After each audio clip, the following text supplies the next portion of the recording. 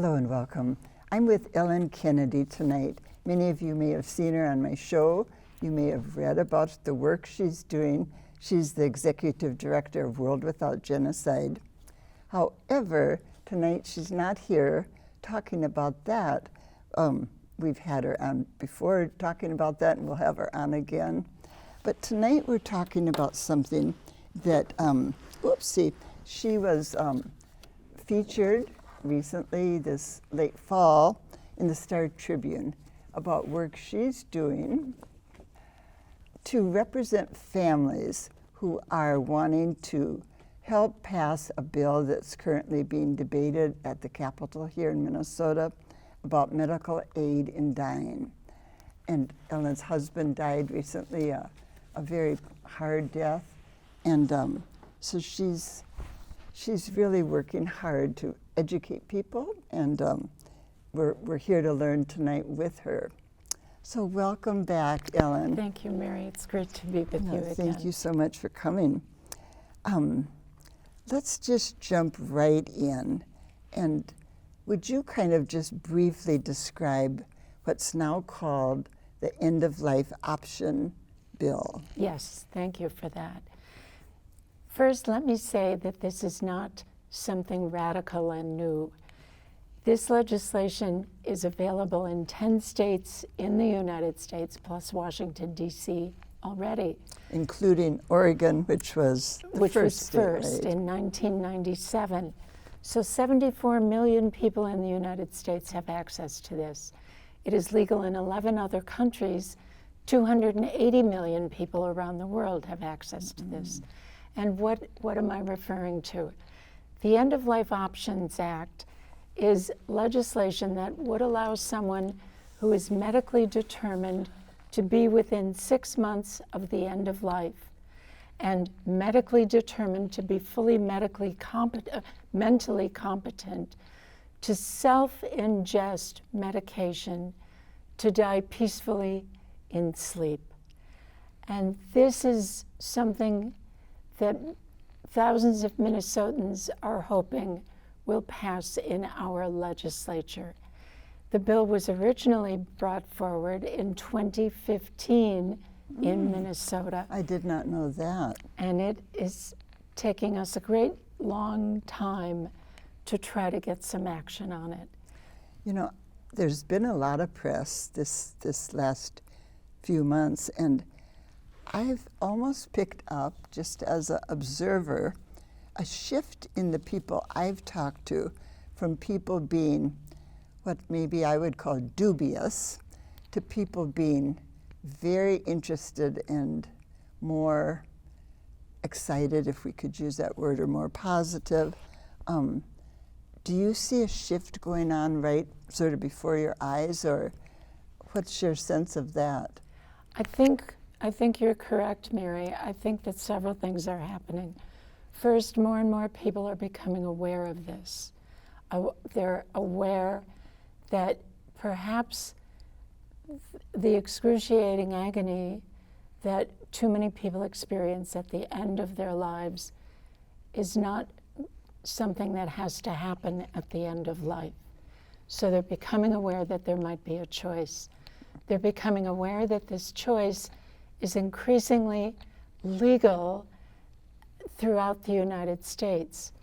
In the years since 1997, when it first became legal in Oregon, there has not been a single complaint that has been registered over this option, neither a civil nor a criminal complaint. I think in addition to people becoming more aware of it, we also, Mary, have an increasingly aging population. Definitely.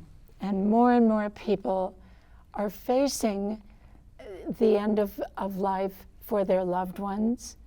And certainly many people are thinking very long and very hard about the end of their own lives. Not only what they themselves might endure, but what their loved ones sitting beside them will have to endure as well. And you endured a lot with your husband, but before we talk a bit about that, I read an article just recently that surprised me, and it said that in terms of fearing death and the process of dying, doctors were very high up on the fearing death scale. I thought that was interesting, but then as I think about choice and what you're talking about in terms of this bill, they have probably seen far more than any of us very difficult deaths Yes. throughout their careers. So I'll tell you a personal story. My father was a physician. He is no longer alive. And he was a physician for over 50 years in the state of Michigan and honored by Michigan for his 50 years of service. Near the end of my mother's life, as she was dying of an agonizing death from cancer, I was standing at her bedside with my father. And my father looked at her, and then he looked at me, and he said, better she should go out in traffic and get hit by a car. Wow. And after my mother died, that horrible death from cancer, my father gave up the practice of medicine. He felt that he could not help to heal her from the cancer, nor could he help her die with peace as she was dying from the cancer. My brother is a neurosurgeon, and my brother also has been a lifelong advocate of medical aid in dying, Mary, because of what he too has seen, particularly with neurosurgery patients, whose ends of life often will become extraordinarily difficult. One of the conditions that I think catches people's attention a lot when they think about a hard death is ALS, or what we call Lou Gehrig's disease, which is a very hard death usually. Yes. And the word choice, you've used it. It's a key word here, isn't it? I mean, as people in this pretty educated society, we do love choice. Yes, and that's what this bill is all about. It's called the End of Life Options Act. It's not mandating that everyone must, if they meet those medical requirements I just described, that everyone must choose to take advantage of this. It is a choice. And there are other choices that people have as well. Palliative care, hospice care, and so on. And physicians are obligated by this bill to explain carefully and thoughtfully the range of choices for their patients. It is interesting to me that there are a number of patients who have chosen to request medical aid in dying, to get the medication, and then for whatever personal reasons they have, they opt not to use it. Again, it's the issue of choice. And so once you set wheels in motion, you are not obligated. Not at all. You know, as you might be with, you know, some things. Right. Okay. People can rescind. Can back out at the last minute. That's right. They can rescind that action. They are not obligated because the medication must be self-ingested. It cannot be ingested by a third party, by a physician, by a loved one. It must be able to be ingested and taken by the patients themselves. And that's very important. There are some other criteria. Don't you need to get two doctors to say this makes sense as a medical person? Yes. Two medical people must determine that the patient is within 6 months of the end of life. Two people who are appropriately qualified as well must certify that that person is mentally competent to make that decision. There are so many safeguards in this bill, and if there is any apparent coercion or abuse that has gone on, the penalties are very strict, with felony charges and a potential of imprisonment for up to 25 years. I read about the criteria, and it sounded pretty foolproof in the sense that Yes. the criteria would weed out someone who wasn't serious, who wasn't competent. Yes. You've also got to be 18. Yes, only for adults. That's correct. There are a lot of people yet, though, in our state and nationally who are very worried about the bill because of some of their issues and concerns. One is, and there was a big editorial by one of the proponents of saying, what about the disabled? Is this not a slippery slope? What do you say to that? This bill does not provide for medical aid in dying for those who are disabled. Again, it is for those who are terminally ill and who are determined to be, medically determined to be terminally ill. Almost all of the people across the 10 states and Washington, D.C. who have used it have had either cancer or ALS. So they've kept good track Absolutely. of what kinds of conditions. Yes, that's correct. A lot of people who die with Alzheimer's, part of the diagnosis, are not competent. Correct. But Correct. they can go in and out of competency. Are there safeguards against that kind of a thing where maybe a person is not competent but chooses to do this, and at the moment when he has the competency tests, gets through that? That the safeguard for multiple people to determine this provides for that extra pair of eyes, extra look. And I think it's also significant for us to be mindful that people who are near the end of their lives are facing that with other people around them. They often are in a hospice setting or a hospital setting where there are other people who know what that medical status has been like. So it's not likely that someone will be able to request and to self-medicate in a very narrow window of lucidity. I have not heard that concern brought up and voiced with significant worry. Okay. What about the concern of people who say, isn't palliative care enough? Wouldn't that bring comfort to the last months? Don't we have pain medication? Well, yes, we do. Yes. What do you say to that group of people? For me, Mary, watching both my mother and then watching my husband die of cancer, what was horrific. And they both had palliative care. They both had pain management as best as it could be provided. And yet I shared my father's words, better she should go out and get hit by a car. My husband endured 16 days at the end where he was mentally aware of the slow, inexorable erosion of his personhood, as he defined it. And he wanted to die, he was ready to die, and he could not die. And that was torment for him, and it was torment for me.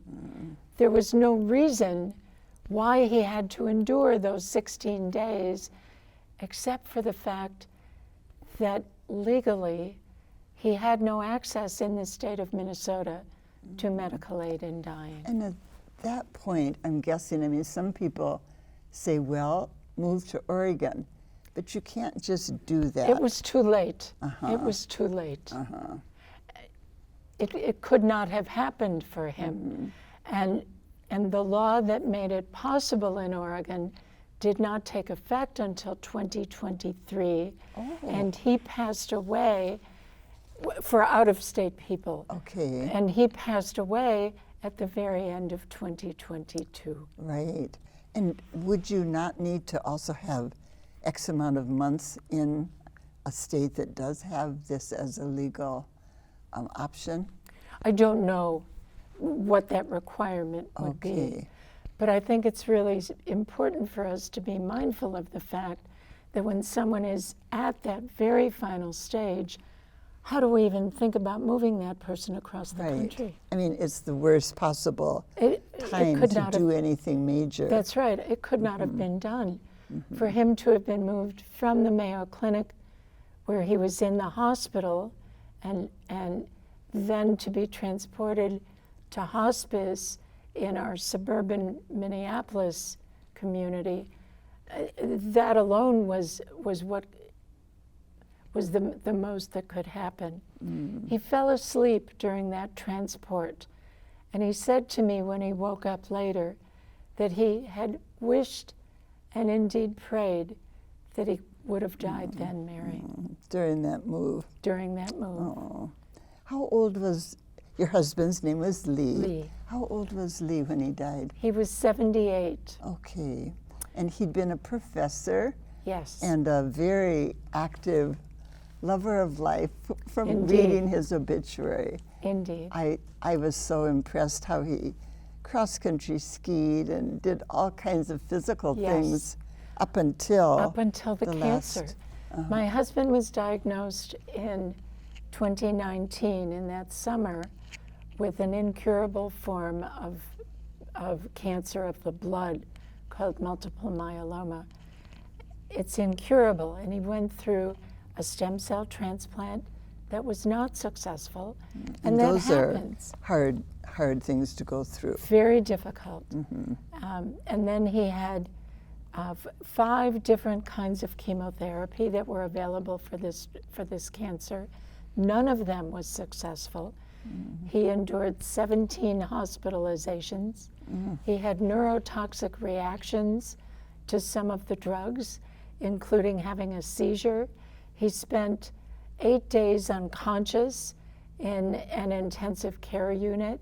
I mean, the cancer was horrific for him, and it became clearer and clearer that nothing was working, absolutely nothing. So he knew he was going to die. Yes. He knew there was no Yes. escape None. from that. No. He wasn't going to get better. Yeah. No, no. It must have been so painful watching him endure. It was. Yeah, It I was. bet. But he had a spirit that was almost unstoppable until he encountered the cancer. You mentioned cross-country skiing. He had been an athlete all through college. He took up scuba diving rather late in life. You know, think about wearing those heavy scuba tanks. Right. And he did that and thoroughly loved it. He did 50-mile bike races into his 70s. Races, not just rides. Races. There's a difference. That's right. He was strong of constitution until this cancer really, people say after a loved one has died of cancer, well, he fought cancer or he battled with cancer. But I always say that presupposes 2 somewhat equal armies battling it out. There's no equality when one is struggling with cancer. Cancer has all the advantage and all the power, and that was indeed what happened. Are the doctors, is the MAA coming out in support of end-of-life options? Some of the medical societies have taken a neutral stand on it. Individual doctors have expressed their strong support for it, and some of the medical associations are not supporting it. So there is a range of approaches within the medical profession. In general, what I have learned is that some of the differences have to do in part with age of some of the doctors, although there are remarkable exceptions. For example, there was a hearing at one of the committees of the House of Representatives recently, And a physician who had spent 40 years practicing medicine spoke very eloquently in favor of the End of Life Options Act, having witnessed himself so many people enduring what my husband and what my mother endured at the end of their lives. What do you think is holding back the doctors who don't support it? Do they have any kind of unified reason to say no? I think for some of them, they feel that their mission has been to heal and to choose to allow someone to welcome death earlier is not something that they feel ethically able to do. But my own father and my own brother as physicians never voiced that concern, ever, ever. I think for some it may have a religious issue. I was just that is thinking, I part of bet it. there are probably more people of the clergy world that are against it than for it. I think it depends. Again, there is such a broad spectrum. I personally know clergy who are strongly in support of this, but there also are clergy who have spoken strongly opposing it. Again, there is a range, and we have to respect that people are coming to this from different perspectives. But what I always urge people to do is to say, please don't let your choice mandate my choice. Yeah. That reminds me of the whole issue with abortion. Exactly. You know, there's a lot of parallels, aren't there, with Indeed. who gets to make this call Yes. about my body and Yes. my And life. I come back to the Universal Declaration of Human Rights, a document put forward by the United Nations 75, almost 76 years ago.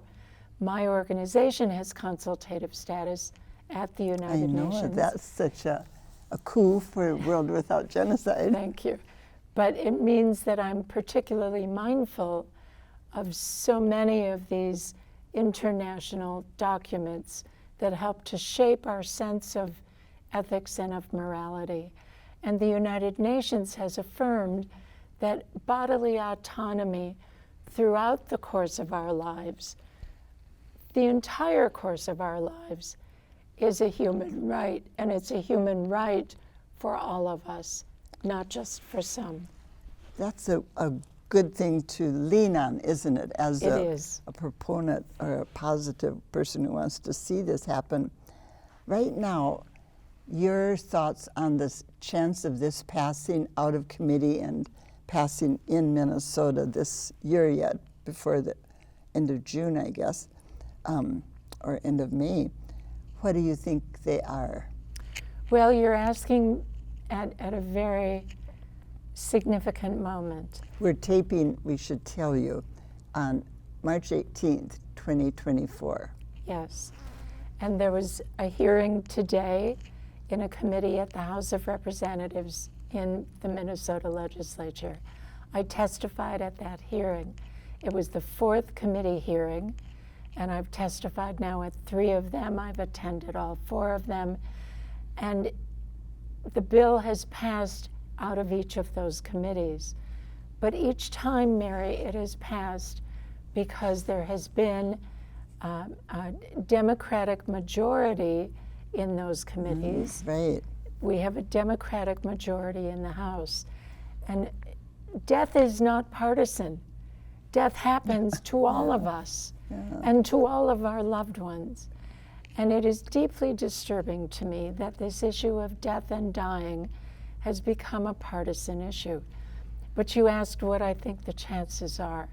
I think it's very likely that the bill will pass in the 5th and final committee as well.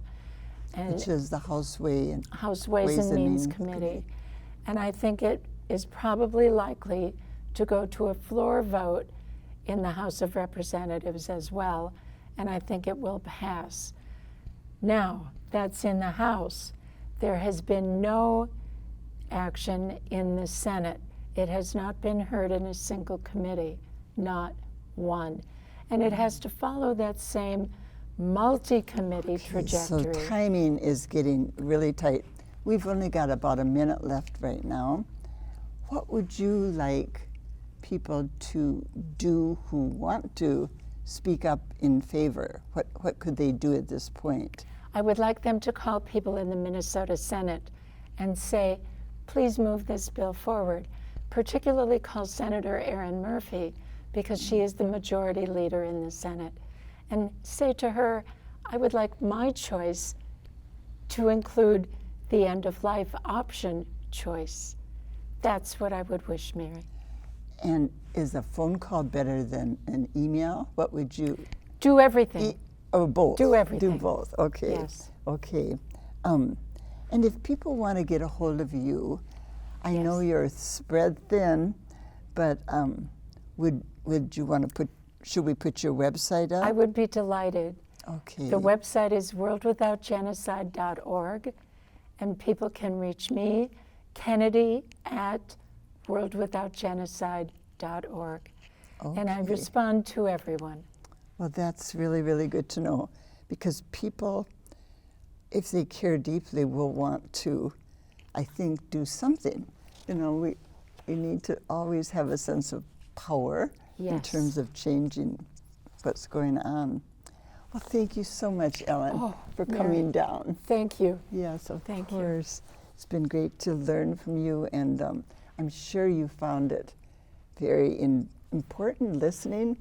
Thank you for being with Ellen Kennedy and myself. I'll see you again next week. Thanks for watching.